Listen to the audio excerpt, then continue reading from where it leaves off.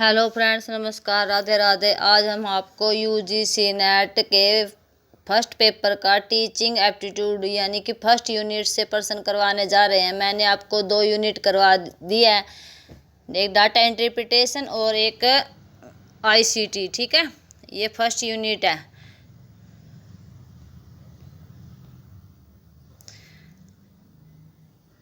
इनमें से उस संवाद की पहचान कीजिए जो दस्तावेज साक्ष्य के रूप में वैध है। उसे क्या बोलते हैं? लिखित संवाद। लिखित संवाद दस्तावेजी साक्ष्य के रूप में वैध होते हैं। संवाद में हस्तक्षेप विकृति का एक बड़ा स्रोत वह मार्ग है जिसमें संदेश वक्ता से श्रोता तक पहुंचता है, परंतु लिखित संवाद का इस्तेमाल करने से यह मुश्किल काफ़ी कम हो जाती है, क्योंकि लिखी बातों को पढ़ते हुए में कोई भी गलती नहीं मिलती। ठीक है, नेक्स्ट प्रश्न देखते हैं।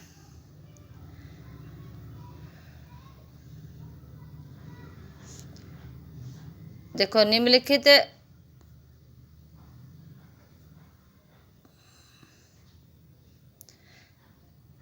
एक महाविद्यालय का शिक्षक अभिप्रेरक प्रतिभाग की गति को बढ़ावा देने के लिए प्रश्न पहेली 70 को अपनाता है। यह मूल्यांकन के किस प्रकार के रूप में लिया जाएगा? किस प्रकार के रूप में लिया जाएगा? निर्माणात्मक मूल्यांकन। निर्माणात्मक मूल्यांकन कहते किसे हैं? ठीक है, मूल्यांकन के प्रकार कितने होते हैं? 3 प्रकार होते हैं। निर्माणात्मक या रचनात्मक मूल्यांकन। बच्चों की लगातार प्रतिपुष्टि के लिए निर्माणात्मक मूल्यांकन सहायक है। निर्माणात्मक मूल्यांकन में अध्यापक पढ़ाते समय जांच करते हैं कि बच्चे ने अनुभूति, अभिव्यक्तियां और ज्ञान को कितना ग्रहण किया है, यानी कि ये देखते हैं कि किसी बच्चे को कितना आया हुआ है। अगर हमने एक लेसन करवा दिया, उसमें से हम ये देखेंगे कि बच्चे को कितना इसमें से समझ में आ रहा है। ठीक है, योगात्मक और संकलात्मक या अंतिम मूल्यांकन। ठीक है, इसने कब करते हैं? हम इसको अंत में करते हैं, 70 के अंत में। जब जैसे कि ये यूटी लेते हैं, बच्चों की कॉपी चेक करते हैं, इसको बोलते हैं। ठीक है, एक होता है निदानात्मक मूल्यांकन। जो बहुत सारे बच्चे से स्कूल में कमज़ोर होते हैं, उनका निदान करने के लिए उनको किस प्रकार की समस्या है, क्यों नहीं पढ़ रहे, घर की समस्या है, दिमाग से शारीरिक समस्या है, किसी प्रकार की कैसी समस्या है, स्कूल का समझा है, क्यों नहीं समझ में आ रहा है, बर्डन है, इसको बोलते हैं निदानात्मक मूल्यांकन। ठीक है, नेक्स्ट प्रश्न है हमारा वाचन वैकल्य, लेखन वैकल्य, परिकलन वैकल्य, एचडी वैकल्य व विचारधारा। ठीक है, वाचन वैकल्य किसको बोलते हैं? पढ़ने में कठिनाई होना। लेखन वैकल्य, लिखने में कठिनाई होना। परिपकल वैकल्य, गणित के कार्य में कठिनाई होने को परिकलन बोलते हैं। और एचडी ध्यान केंद्रित करने में कठिनाई होना। ठीक है,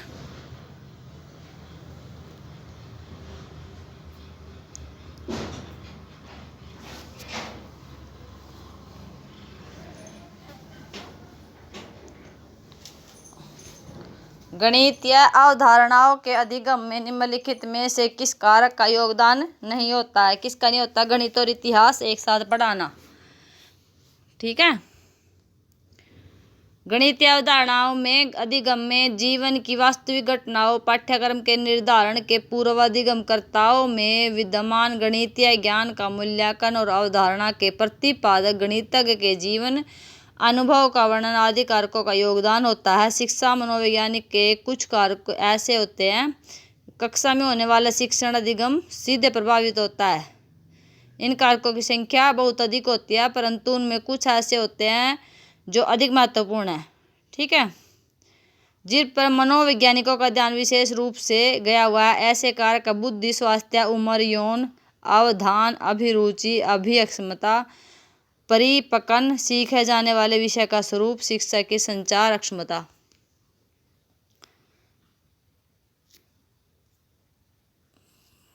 नेक्स्ट प्रश्न देखो, विद्यार्थियों को अकादमिक निष्पादन किससे निर्धारित होता है? प्रज्ञा और अभिप्रेरणा से। विद्यार्थियों को अकादमिक निष्पादन प्रज्ञा और अभिप्रेरणा से निर्धारित होता है।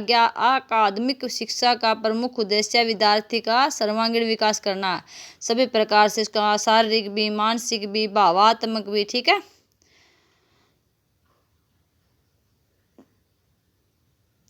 उसमें प्रज्ञा, बोध, प्रयोग, विश्लेषण, संश्लेषण, मूल्यांकन आदि सभी कुछ आ जाते हैं। ठीक है।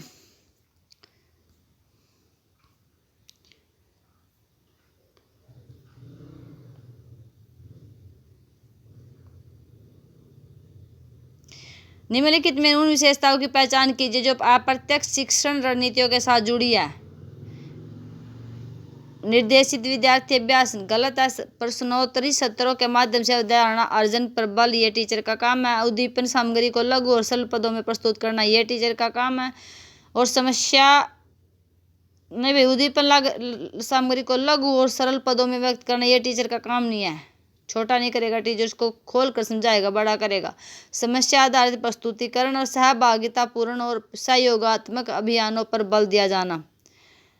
परिवर्तन चालू शिक्षण अधिगम सत्रों के दौरान कौन सी आकलन प्रणाली अपनाई जाती है? निर्माणात्मक। ये इसकी व्याख्या दी गई है कि संरचनात्मक मूल्यांकन किसको बोलते हैं, जो मैंने पीछे भी करवाया था, सेम वैसी बात है। क्योंकि ये मैंने सारे प्रश्न पत्रों में से लिए हुए हैं, 2020, 19, 18 ऐसे। ठीक है।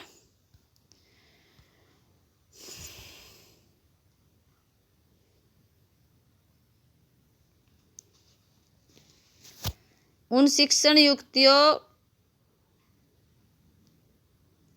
की पहचान कीजिए जो अधिगमकर्ता केंद्रित होते हैं। अधिगमकर्ता कौन हुआ? विद्यार्थी। ठीक है।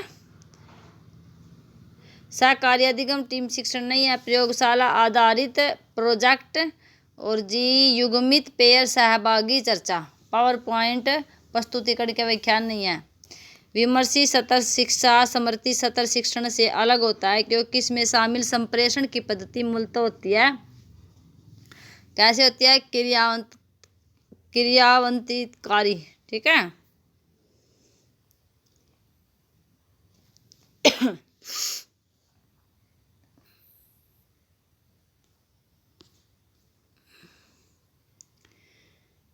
एक अधिगम संगठन में शिक्षकों का अधिगम, उनका पेशेवर विकास, बालकों के अधिगम, उनकी शिक्षा अपरिहार्य रूप से परस्पूरक और परस्पर पुनर्बलित होता है। कैसे यहाँ ऐसे ही आ गया। अंतर्वैयक्तिक समझदारी, भावना और विचारों के आंतरिक जगत और उसके नियंत्रण, जागरूकतापूर्ण कार्य की योग्यता के विकास को शामिल नहीं करती है। ये गलत है।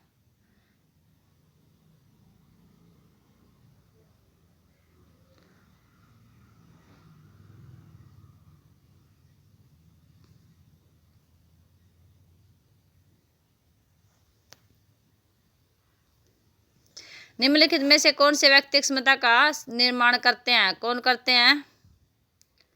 अभिप्रेरणा, स्व जागरूकता और आत्मनियंत्रण। जब किसी से अभी कोई प्रेरणा मिला, अपने आप अंदर की भावना जागृत हो है और मन से नियंत्रण करके नींद पर, भूख पर, थकान पर, घूमन फिरन पर, यानी कि अपने सारे विचारों को कंट्रोल करके जब हम अब किसी लक्ष्य को पाने की कोशिश करते हैं। ज्ञान प्रबंध के लिए आवश्यक लेखा चित्र, संगठक और बुद्धि उपकरण का प्रकार क्या है? जो दूसरों के साथ सहयोग से बनाए गए लेखा चित्रों द्वारा अभिगमकर्ता की व्याख्या प्रस्तुत करने और सूचना को व्यवस्थित करने में मदद करता है। कोई क्या? अवधारणा मानचित्रण।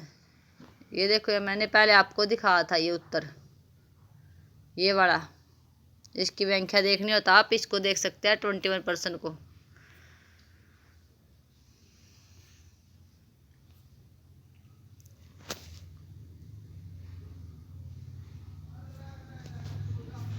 निम्नलिखित में से कौन से व्यक्ति क्षमता का निर्माण करते हैं? व्यक्ति क्षमता का निर्माण करते हैं, ये तो मैंने अभी करवाया। अभिप्रेरणा, स्व जागरूकता, आत्मनियंत्रण। ज्ञान प्रबंध के लिए आवश्यक लेखा चित्र में अवधारणा मानचित्र, ये 2019 का प्रश्न है, वो 2020 के थे। ठीक है।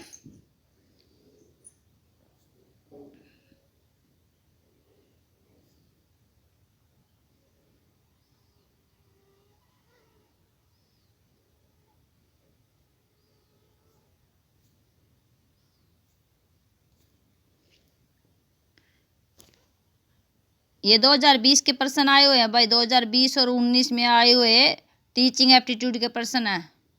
इनको आप ध्यान से करना। वीडियो को लाइक, शेयर, सब्सक्राइब जरूर।